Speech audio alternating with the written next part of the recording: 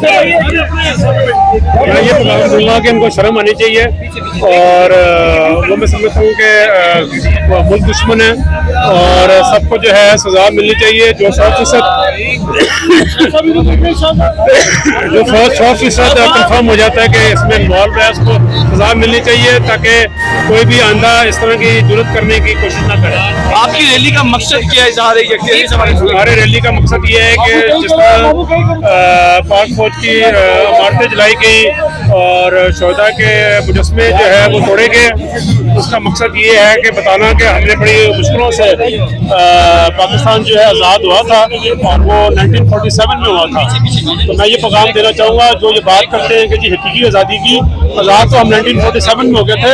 अब as a कौम हम सबका काम है कि पाकिस्तान को मजबूत करें मिलकर।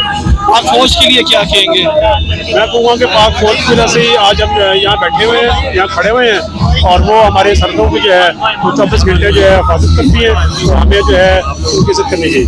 कई बार कह चुका हुआ हूँ कि जो भी हुकूमत आती है वो ये दावा करती है कि पुलिस रिफॉर्म्स बनाए जाएंगे, तो अभी तक कोई मैं समझता हूँ पुलिस रिफॉर्म्स नहीं। पुलिस रिफॉर्म जो है वो वक्त की जरूरत है, वो वक्त की जरूरत है। ये मैं काफी बार पहले भी कह चुका हूँ। अगर आपकी हुकूमत आपकी जो लोग हैं वो गवर्नमेंट में आते हैं तो क्या ये सबसे पहली प्रायोरिटी ये होनी चाहिए।